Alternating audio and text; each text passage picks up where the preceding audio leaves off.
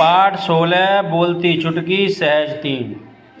कहानी है, एक थी चुटकी, वह बहुत बोलती थी, हर किसी से बात करती थी, दीवारों से, कुत्तों से, बिल्लियों से, गिलहरियों से, बर्तनों से, किताबों से, पेंसिलों से, हमेशा कुछ ना कुछ पूछती रहती थी। घर में लोग उससे परेशान हो जाते थे।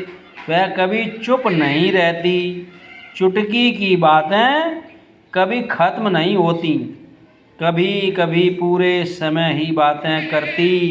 कई बार चुटकी का चित्र दिख रहा है, आगे देखें दूसरे पेज पे।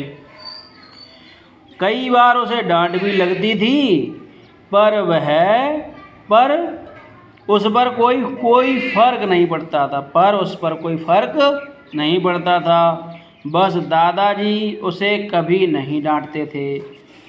एक बार दादाजी टीवी देख रहे थे, वहीं पर चुटकी टीवी से बातें करने लगी। अब चुटकी की लगातार बातें चलने लगीं, तो दादाजी ने डांट दिया। चुटकी नाराज़ हो गई और वो ज़ोर से बोली। चुटकी नाराज़ हो गई और ज़ोर से बोली, मेरी आवाज़ कोई और ले लो, अब मैं कुछ नहीं बोलूँगी। अगले ही पल से चुटकी की आवाज़ गायब हो गई। जैसे ही चुटकी कुछ बोलने लगी, तो पाया कि वह बोल ही नहीं पा रही है। उसने बहुत कोशिश की, मगर उसके मुंह से कोई आवाज़ नहीं निकली। घर में लोग डर गए कि चुटकी की आवाज़ को क्या हुआ। आगे देखें। सबने उससे बहुत बुलवाने की कोशिश की, मगर उसकी आवाज़ नहीं आई। उसको डॉक्टर के पास लेकर गए। डॉक्टर ने उसे कुछ दवाइयाँ दी, फिर भी वह ठीक नहीं हुई। वह सारा दिन चुप रहती। 3 दिन के बाद घर के आंगन में एक चिड़िया आई और ज़ोर ज़ोर से चहचहाने लगी। चुटकी उसकी आवाज़ सुन रही थी। उसे लगा जैसे चिड़िया उसी से बात कर रही है।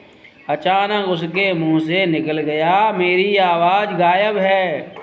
उसकी आवाज़ सुनकर घर के सभी लोग दौड़े। चिड़िया ने कहा, उस दिन मैं तेरी आवाज़ लेकर चली गई थी, कैसी लगी? यह सुनकर सभी हंसने लगे। चुटकी अब चिड़िया से बात करने में लग गई। सब समझ चुके थे कि अब चुटकी रुकने वाली कहाँ है। तो पाठ आपका है 16 बोलती चुटकी। तो चुटकी कितनी बातूनी थी बताइए? बहुत ज़्यादा बोलती रहती थी। चुटकी की फिर आवाज़ भी एक दिन गायब हो जाती है।